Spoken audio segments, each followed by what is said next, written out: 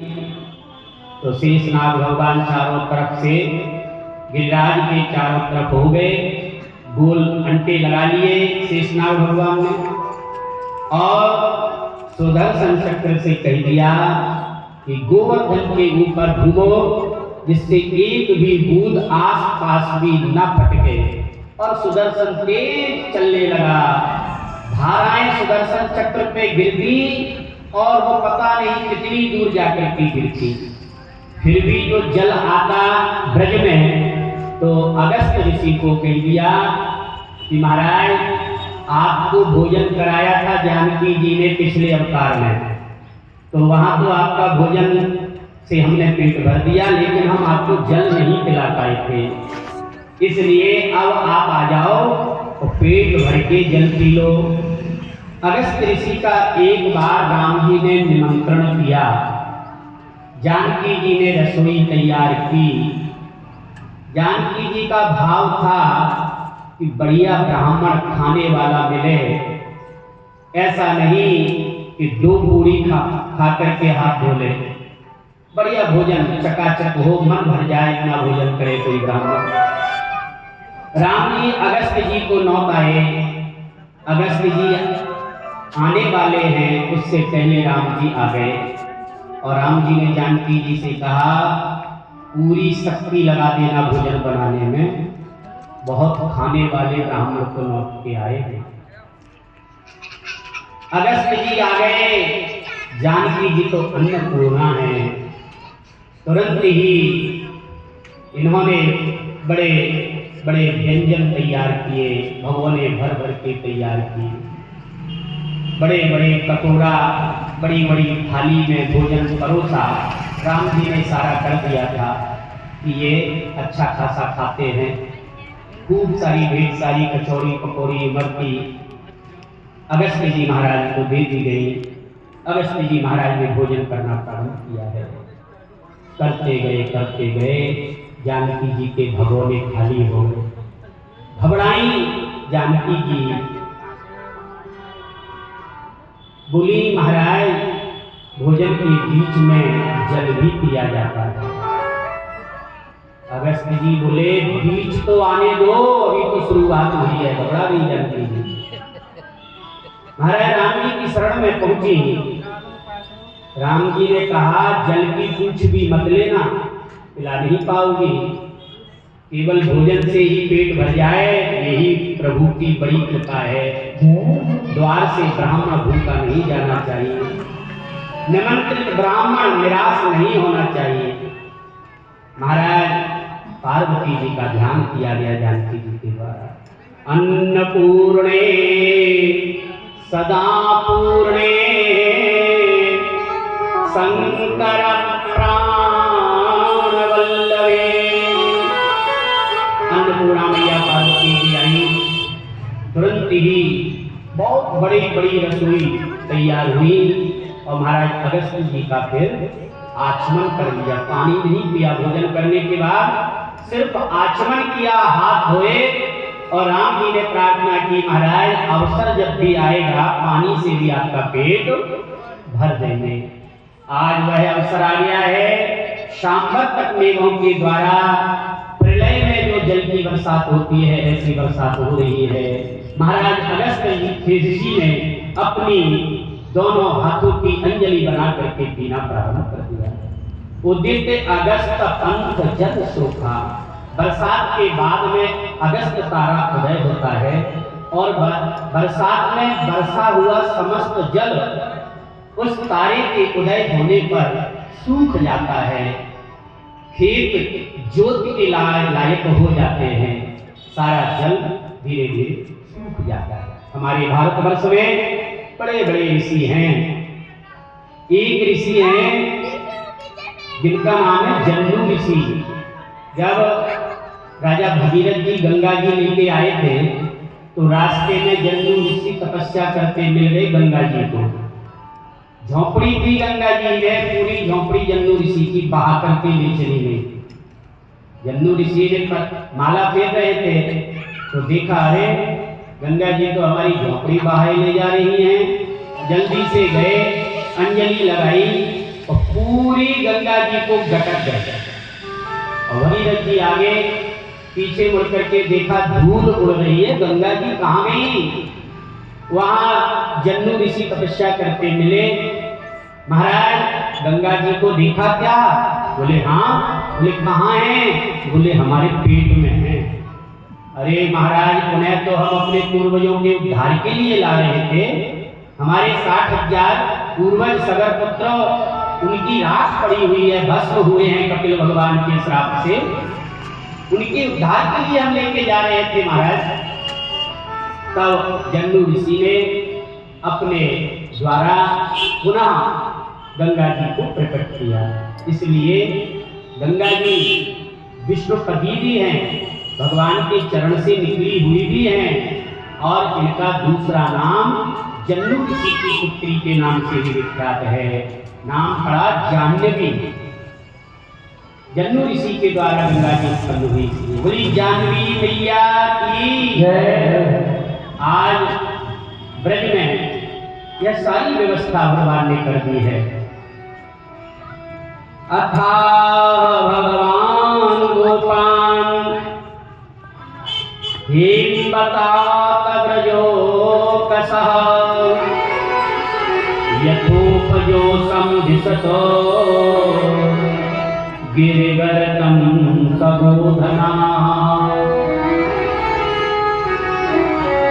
गिरिराज जी के नीचे केवल गोप वाले ही नहीं, अपितु जितने भी जीव जंतु थे ब्रज में, गाय बछड़े इत्यादि सभी गिरिराज के नीचे खड़े हुए हैं।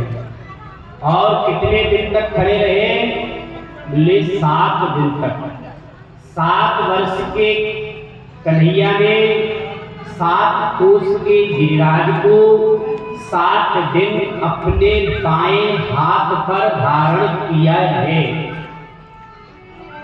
अब कोई कहते हैं कि बाएं हाथ की उंगली पर, शुंगली उंगली पर भगवान ने गोवर्धन को धारण किया। और हमारी ब्रजवासी कथा में और भी आगे निकल गए। उन्होंने कहा अरे हमारे गिरधारी को उंगली की भी जरूरत नहीं पड़ी, तो बोले उन्होंने तो उंगली के नाखून पर ही, चुंगली उंगली का जो नाखून होता है उस उंगली पर ही गोवर्धन को धारण किया। और कुछ कहते हैं महाराज कन्हैया तो केवल उंगली लगाए थे, हमारी राधा रानी ने गोवर्धन को धारण किया है। जब 7 दिन हो गए, गोप वाले ब्रजवासी कहने लगे कन्हैया देखो, हम तो अपनी लाठी डंडा कंधा हटा लेते हैं एक एक करके, और जल भी पी लेते हैं, भोजन भी कर लेते हैं। आपने 7 दिन तक अपनी ये उंगली हटाई नहीं है। भूख प्यास लगी होगी, हम सब लोग लगे हैं,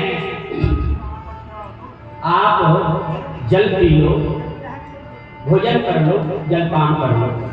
कन्हैया बोले तो जब तक हम जलपान करें तब तक क्या गिरिराज साधे रहोगे? बोले लो अरे कैसी बात कर रहे हो तुम? क्या ये सोचो कि तुम्हारी छुंगो उंगली में ही पूरा गिरिराज रखा है? हम सब माटी के मटुकरा बने अपने अपने कंधे अपने अपने डंडे ऐसे ही लगाए हैं क्या? बोले हाँ, हम सबसे ही गोवर्धन उठाए, तो फिर हम हटाएं अपनी उंगली? बोले अरे हटा दो। भगवान ने जरा सी उंगली भीगी की, जरा सी, जानते थे भगवान। उतने में तो महाराज समस्त ब्रजवासियों के गंगा और जो लाठी थे सब चकाचक हो गए।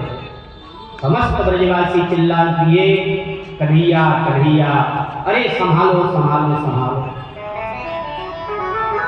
समस्त ब्रजवासी एक दूसरे की तरफ देखने लगे, कहने लगे अरे अभी तो अपने लाठी डंडे हटाए और कंधे हटाए तो सब लाठी और डंडे टूट गए, और कहीं कंधे और लगाए रहते महाराज तो कंधे की जो हड्डियां हैं ये चकनाचूर हो जाता है। हम तो समझे थे कि हम सभी मिलकर के गोवर्धन को उठाए हैं, लेकिन ये तो भैया हम कोई नहीं उठाए, अकेला हमारा 7 वर्ष का कन्हैया छोटी सी उम्र में इतने बड़े गोवर्धन को उठाए हैं। ब्रजवासियों का भाव है, कछु माखन को बल बड़ो, कछु गोपन करी सहाय,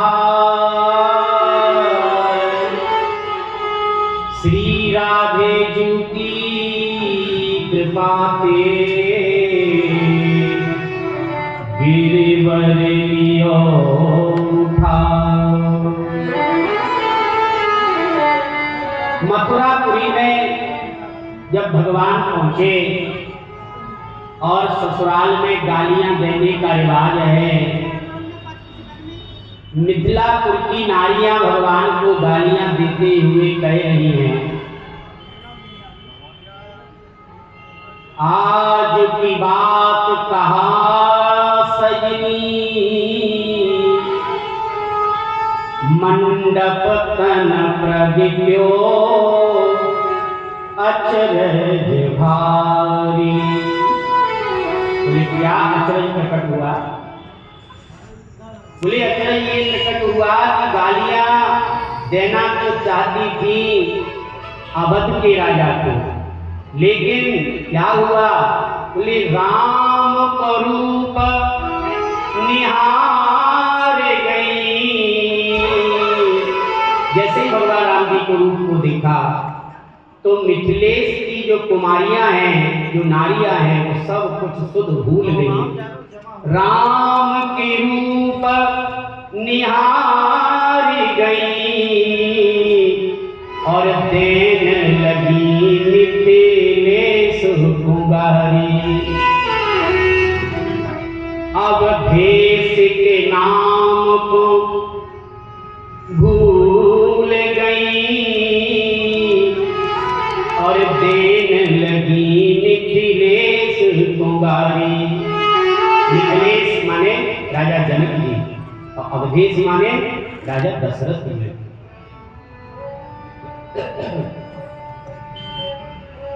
वहां पर जब गालियों में कहा उन नारियों ने कि लखन जी से कुछ बातचीत उनकी हुई, बिगड़ गए लखन जी, तो लखन जी ने कहा, अरे हमारे राम जी इतने बलशाली हैं, आपके यहाँ आमंत्रित एक भी राजा ने धनुष को नहीं तोड़ पाए, तिल भर भी धनुष को नहीं उठा पाए।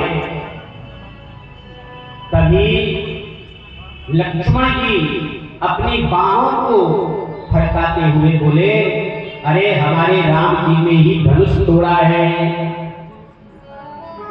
जानकी जी की सखियां कहने लगी, अरे राम जी ने धनुष को नहीं तोड़ा, तो बोले हमारी जानकी जी ने धनुष को तोड़ा है। गोवर्धन को राधा जी ने उठा रखा है और धनुष भी राम जी ने नहीं, जानकी जी ने तोड़ा है। ऐसा मिथिलापुर की नारियों का भाव है। बोले यदि तोड़ा है तो बताओ गवाह